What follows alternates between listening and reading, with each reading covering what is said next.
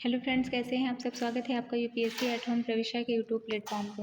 हम जो UPSC UPPCS की मेंस आंसर राइटिंग कर रहे थे उसको हमने इस टाइम पे थोड़ा सा ब्रेक दे दिया है जब तक कि आपका यूपीपीसीएस का प्रीलिम्स का एग्ज़ाम नहीं हो जाता, जिसकी डेट है 12 अक्टूबर। तब तक हम क्या कर रहे हैं, पूरा प्रीलिम्स पे फोकस्ड होकर 20,000 क्वेश्चन के माध्यम से आपका पूरा प्रीलिम्स का सिलेबस कंप्लीट कर रहे हैं, जिसमें हमने इंडियन ज्योग्राफी स्टार्ट कर दिया है। उसी के साथ साथ आपकी हिस्ट्री की भी क्लास चल रही है। हिस्ट्री में हमने एंशियंट हिस्ट्री और मॉडर्न हिस्ट्री स्टार्ट की है और इन्वायरमेंट और पॉलिटी भी चल रही है। आज हम क्या बात कर रहे हैं, आज हम साइंस स्टार्ट किए हैं। साइंस में सबसे पहले बायो से हमने स्टार्ट किया है, क्योंकि बायो के सबसे ज़्यादा क्वेश्चन आते हैं एग्ज़ाम में। तो आप लोग जो है, जिसने इसके पहले की सीरीज़ जो है पूरी नहीं देखी, वो हमारे प्लेलिस्ट में जाके उसको देख सकते हैं। तो आज का जो है इस जो 1 और 2 चैप्टर है, हमने इसके पहले वाली क्लास में कंप्लीट कर लिया है। आज का हम किस बात में चैप्टर 3 को देखेंगे, जो कि बायो से रिलेटेड है। चैप्टर 3 क्या है, जैव विकास एवं अनुवांशिकी। चैप्टर 3 है जैव विकास और अनुवांशिकी। इसके अंतर्गत जो पहला क्वेश्चन है वो क्या है, निम्नलिखित में से कौन सा अनुवांशिक रोग है। कौन सा अनुवांशिक रोग है, वर्णांता आपका अनुवांशिक रोग है। वर्णांता क्या है, यह एक अनुवांशिक बीमारी है जिसमें पीड़ित व्यक्ति को लाल और हरे रंग में अंतर करना मुश्किल हो जाता है। वर्णांता में क्या बताया गया है कि इसके अंतर्गत यह एक जो है जेनेटिक डिजीज़ है, जिसके कारण जो है जो पीड़ित व्यक्ति होता है वो लाल और हरे में अंतर नहीं कर पाता है। इसकी जो वाहक होती हैं वो कौन होती हैं, महिलाएं इसके वाहक के रूप में कार्य करती हैं। और विटामिन बी बेरी बेरी जो है विटामिन बी की कमी से होता है। नेक्स्ट क्वेश्चन क्या है, नेक्स्ट क्वेश्चन है गार्डन पी को जो है हाइब्रिडाइजेशन से कौन सा वैज्ञानिक संबंधित है। तो ये इससे जो है संबंधित वैज्ञानिक का नाम क्या है, इसको हम देखेंगे। Gregor John Mendel. Gregor John Mendel एक जो है जर्मन भाषी वैज्ञानिक है। इन्होंने अनुवांशिकी, इनको क्या कहते हैं, इनको हम अनुवांशिकी के जनक के रूप में भी जानते हैं। तो आपसे डायरेक्ट पूछा जा सकता है कि अनुवांशिकी के जनक किसे बोला जाता है, तो वो कौन है, ग्रेगर जॉन मेंडल हैं। इन्होंने मटर के पौधे, जिसे जो है गार्डन पी का प्रयोग कर अनुवांशिकी के नियम को निर्धारित किया है। या आपसे ये क्वेश्चन पूछा जा सकता है कि ग्रेगर जॉन मेंडल ने जो अनुवांशिकी का जो नियम दिया है वो किस पौधे के जो है पर प्रयोग करके दिया है, तो वो कौन सा पौधा है, मटर का पौधा। नेक्स्ट क्या है, नेक्स्ट क्वेश्चन है जीन के भीतर अनुक्रम आधार में परिवर्तन कहलाता है। ये क्या कहलाता है, ये उत्परिवर्तन कहलाता है। जीन डीएनए के न्यूक्लियोटाइड का एक ऐसा अनुक्रम जिसमें सन्निकट कूटबद्ध सूचनाओं से अंततः प्रोटीन के संश्लेषण का कार्य संपन्न होता है। जीन क्रोमोसोम पर स्थित डीएनए की बनी अति सूक्ष्म रचनाएं हैं जो आनुवंशिक लक्षणों को एक पीढ़ी से दूसरी पीढ़ी में स्थानांतरित करता है। जब किसी जीन के डीएनए में कोई स्थायी परिवर्तन होता है तो उसे हम क्या कहते हैं, उत्परिवर्तन कहते हैं। उत्परिवर्तन हम कब कहते हैं, जब किसी जो है जीन के डीएनए में स्थायी रूप से परिवर्तन होता है तो उसे हम उत्परिवर्तन कहते हैं। नेक्स्ट क्वेश्चन है मानव शरीर में क्रोमोसोम की संख्या कितनी होती है। तो मानव शरीर में जो क्रोमोसोम की संख्या होती है वो होती है 46। मानव में क्रोमोसोम की संख्या 46 अर्थात 23 जोड़े होते हैं। मनुष्य एक लिंगी जीव है और प्रत्येक संतान को समजात गुणसूत्रों की प्रत्येक जोड़ी का एक गुणसूत्र अंडाणु के द्वारा माता से तथा शुक्राणु के द्वारा जो है पिता से प्राप्त होता है। शुक्र जनन में अर्धसूत्री विभाजन दो प्रकार के शुक्राणु बनते हैं। इसके अंतर्गत आधे, जिसमें 23 जोड़ी गुणसूत्र का एक्स गुणसूत्र अर्थात 22 प्लस एक्स, और आधे में क्या है, 23वीं जो है जोड़ी के जो है गुणसूत्र वाई गुणसूत्र जो है जोड़ी में जो है वाई गुणसूत्र जाता है।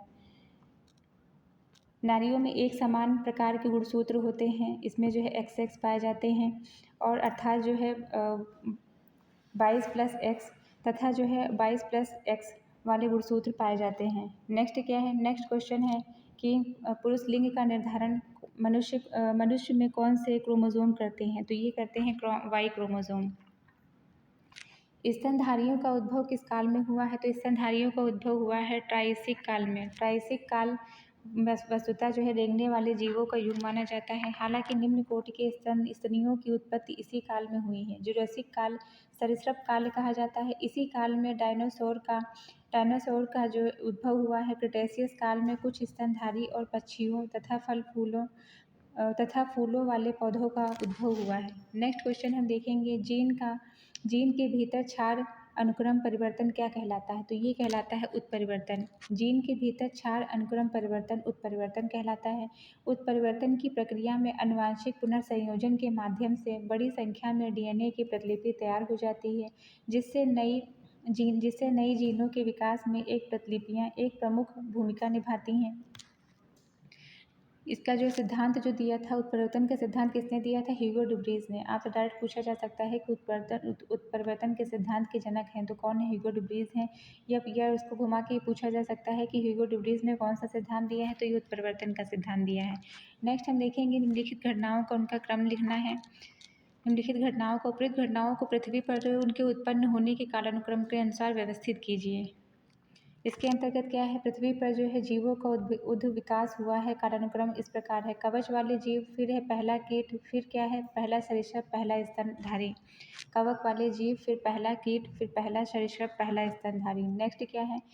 डीएनए की द्विकुंडलीय संरचना किसके द्वारा दी गई है? तो ये आपकी दी गई है वाटसन एंड क्रिक के द्वारा। डीएनए की जो है वाटसन एंड क्रिक ने 1953 में डीएनए की द्विकुंडलीय संरचना को प्रतिपादित किया। इन्हें वर्ष 1962 में चिकित्सा विज्ञान के क्षेत्र में नोबेल पुरस्कार दिया गया। डॉक्टर हरगोविंद खुराना जो है ऐसे पहले व्यक्ति थे जिन्हें नोबेल पुरस्कार पाने वाले भारतीय मूल के पहले वैज्ञानिक थे। ये आपसे पूछा जा सकता है कि कौन से जो है नोबेल पुरस्कार प्राप्त करने वाले भारतीय मूल के पहले वैज्ञानिक थे, तो वो कौन थे? Doctor Hargobind Khorana. Next question हम देखेंगे, जैव विकास के संदर्भ में सांपों में अंगों का लोप होने को स्पष्ट किया है। किसके आधार पर? अंगों का उपयोग एवं अनुपयोग के आधार पर। वर्ष जो है 1908 में, मतलब जिस अंग का जो उपयोग नहीं होगा वो धीरे धीरे अपने आप ही स्वतः ही समाप्त हो जाएगा। वर्ष 1809 में लैमार्क की पुस्तक फिलॉसफी जूलॉजिक में उसके सिद्धांत का प्रकाशन किया गया, जिसे लैमार्कवाद की संज्ञा दी गई। इस सिद्धांत के अनुसार जीवों के अंगों में सतत बड़े होते रहने की प्राकृतिक प्रवृत्ति पाई जाती है। इन जीवों का वातावरणीय परिवर्तन का सीधा प्रभाव पड़ता है। अधिक उपयोग में आने वाले अंगों का विकास अधिक होता है, जैसे जिराफ की गर्दन। कम उपयोग आने वाले अंगों का विकास कम होता है, जैसे सांप की पूंछ। लैमार्कवाद मुख्यतः चार अवधारणाओं की विवेचना करता है। इसके अंदर आपसे ये क्वेश्चन पूछा जा सकता है कि लैमार्कवाद के अंतर्गत जो 4 अवधारणाएं दी गई उसमें से कौन सा शामिल नहीं है। आपको 4 पॉइंट दिए रहेंगे, उसमें से एक गलत रहेगा और आपको बताना रहेगा कि कौन सा गलत है। तो इसमें क्या है कि लैमार्क पहला जो पॉइंट है वो है अंगों के उपयोग और अनुपयोग का प्रभाव। दूसरा है उपार्जित लक्षणों की वंशानुगति का सिद्धांत। तीसरा पॉइंट है बड़े होने की प्रवृत्ति। चौथा पॉइंट क्या है? वातावरण का सीधा प्रभाव। पहला पॉइंट देखेंगे अंगों के उपयोग एवं अनुपयोग का प्रभाव, जो इसमें दिया हुआ है क्वेश्चन में। दूसरा है उपार्जित लक्षणों की वंशानुगति का सिद्धांत। तीसरा है बड़े होने की प्रवृत्ति और वातावरण का सीधा प्रभाव। नेक्स्ट हम देखेंगे विकास का उत्परिवर्तन सिद्धांत का प्रतिपादन किसने किया? अभी हमने देखा था ह्यूगो डुब्रीज ने किया है। विकास के उत्परिवर्तन के सिद्धांत का प्रतिपादन ह्यूगो डुब्रीज ने किया है। जीन के डीएनए में न्यूक्लियोटाइडों का ऐसा अनुक्रम जिसमें सन्निहित कूटबद्ध सूचनाओं से अंततः प्रोटीन के संश्लेषण का कार्य संपन्न होता है। यह आनुवंशिकता के बुनियादी और कार्यक्षम घटक होते हैं। यह यूनानी भाषा के शब्द जीनस से बना हुआ है। जब किसी जीन के डीएनए में कोई स्थायी परिवर्तन होता है तो उसे उत्परिवर्तन अथवा म्यूटेशन कहा जाता है। क्या होता है? जब किसी जीन के डीएनए में कोई स्थायी परिवर्तन हो जाता है तो उसे हम क्या कहते हैं? उत्परिवर्तन कहते हैं। नेक्स्ट क्या है? एक वर्णांध पुरुष एक सामान्य महिला से विवाह करता है। वर्णांधता के लक्षण किसमें दिखेंगे? पुत्र और एक वर्णांध पुरुष है सामान्य महिला से विवाह करेगा तो वर्णांधता के लक्षण पुरुष और स्त्री पुत्र और पुत्रियों दोनों में दिखेंगे। नेक्स्ट क्या है? पृथ्वी पर सबसे पुराना जीव कौन सा है? तो हरित नील शैवाल जो है पृथ्वी पर पाया जाने वाला सबसे पुराना जीव है। पृथ्वी पर पाया जाने वाला सबसे पुराना जीव नील हरित शैवाल है। इसका शरीर केवल एक कोशिकीय होता है। इसका उद्भव सबसे पहले हुआ है जब नील हरित शैवाल ने प्रकाश संश्लेषण के द्वारा ऑक्सीजन का उत्पादन किया। तत्पश्चात अन्य जीव जंतुओं का दुर्भाव हुआ। नेक्स्ट क्या है? डायनासोर रहे।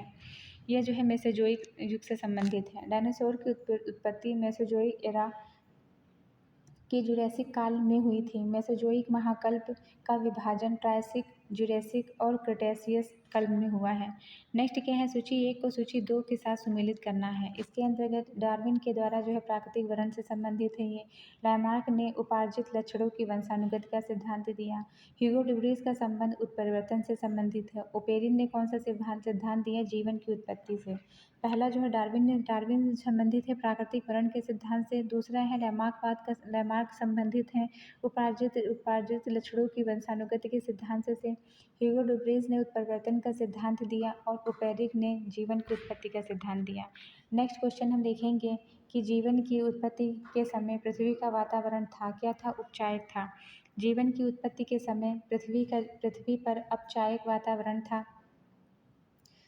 कौन सा वातावरण था, अपचायक वातावरण था, क्योंकि ऑक्सीजन की उपस्थिति थी। केवल मीथेन, अमोनिया, हाइड्रोजन उपस्थित थे। क्योंकि जो है ऑक्सीजन की जो है यहाँ पे ऑक्सीजन अनुपस्थित थी, यहाँ पे क्या उपस्थित था, मीथेन, अमोनिया, हाइड्रोजन उपस्थित थे। नेक्स्ट हम देखेंगे निम्न शर्करा में से कौन सा न्यूक्लिक RNA DNA का एक घटक है, कौन सा, राइबोज। डीएनए में 2 डीऑक्सी राइबोज तथा आरएनए में राइबोज नामक 5 कार्बन शर्करा पाई जाती है। ध्यातव्य है कि डीएनए एक न्यूक्लिक एसिड है जो प्रोटीन के साथ मिलकर गुणसूत्र का निर्माण करती है। तो ये चैप्टर आपका कंप्लीट होता है।